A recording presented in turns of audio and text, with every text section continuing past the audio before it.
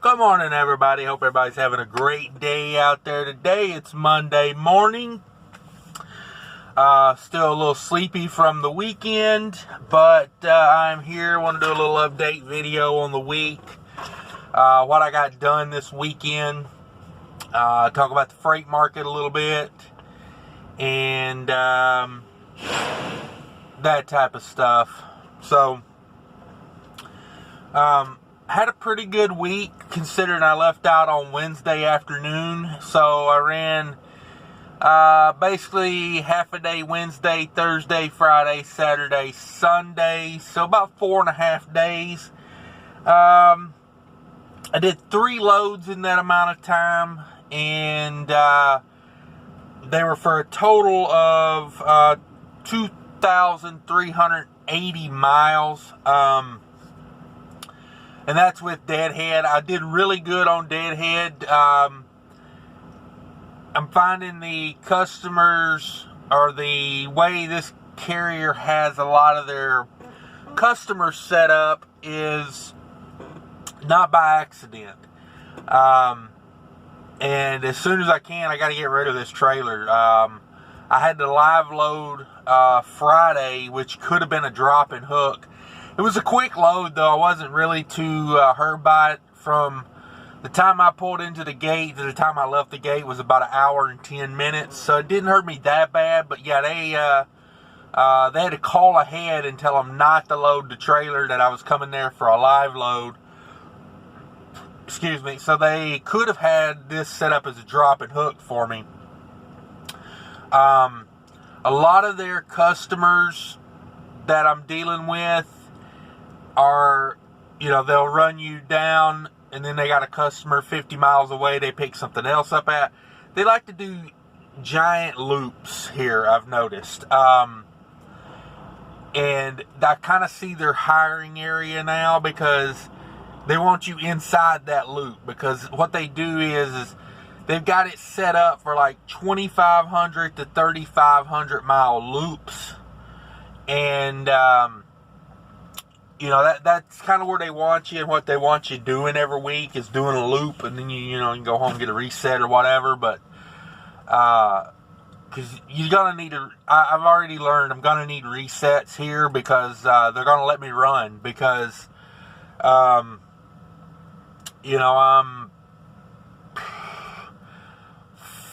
4.5 days into the week, and I've already burnt through about 50 hours. So it's gonna, which that's how I like to run anyway. I don't want to run 8 hours every day and then run off of recaps. It's just not my style. It's too much sitting around. I get antsy if I sit for more than, an hour. I like to run, 11, 12-hour days, 5 or 6 days in a row, and then take my day off. Instead of taking my day off like little by little every day, I want to run it all out, and then, catch a full day off, and then the 10-hour, to catch the 34, and then do it all over again. 10, 12s all over again. So, that's how we're going to get set up. That's how I want to do it. I pulled the one load off a load board. That was my first load, and it was really close to the house, so I pulled it. But like I said, I want to get rid of this trailer. I want to get more into their customer freight. I did pretty good on the load. The first load was it was 918 loaded miles on a 39-mile deadhead. And, I did pretty good on that. I got that for around like $2 a mile. Not bad for a load from Minnesota to West Virginia. And then when I was on my way over on that load, I was looking on the load boards. West Virginia, Pennsylvania area, not looking so great. So I called in, and I was asking if they had anything or anybody over in that West Virginia, Pennsylvania area. And they do, and they did. And You know, because I know the areas they want me to run, and I know the areas that I should be running. So when I went over to the West Virginia area, I wasn't too concerned because I know that's kind of in their customer, base. So took a load out of Pennsylvania on their customer, or from their customer. That was the one I had live loaded that could have been a drop and hook. That pulled pretty good. That was 608 loaded miles. Went to a drop and hook facility. There again, I couldn't get a drop and hook. I had to have them live unloaded. So the trailer's definitely holding me back, I believe. And like I said, I'm not really making any extra money on having the rental trailer, so I'm just going to get rid of that joker. But it was 608 loaded. It was a 65-mile deadhead. Most of their deadhead is around like 10%. So it's not bad. It's a pretty good place to be with your deadhead. 608 miles. I think that paid like $220, if I'm not mistaken. I'll have to go back and do the math on that again. I don't have it on this piece of paper. But it turned out to be like $220 a mile, and that's for all miles. That was for all of it. So really good coming out of, western Pennsylvania for, I would say on the loaded miles, it was probably closer to like $235, $240 a mile. I was really happy with that. It was a 20,000 pound load, so it was really light. The first load was 43,000 and some change. Second load was just a hair over 20,000. I literally think it was like 15 or 20 pounds over 20,000. So that was a good load. I made good money on that. And then the third load I did was from the second load was from Pennsylvania to Illinois. So when I got to Illinois, I already had a pre-set up load ready to go. And again, it could have been a drop and hook. And the delivery could have been a drop and hook. So these live unloads, not only is it hurting me on time, it's hurting me on, these customers that do these drop and hooks, they don't want to live unload. They want to unload the stuff when they want to unload it. And, I don't like calling in favors, and it's costing me favors with this rental trailer. So we're going to get rid of this thing. As soon as I can get back up to Minnesota, we're going to be on drop and hook territory at that point. But anyway, so I ran up, grabbed a load in Illinois, coming down to Georgia. It was 674 loaded miles on a 76-mile deadhead. So that's probably like 10 to 12%. And, these are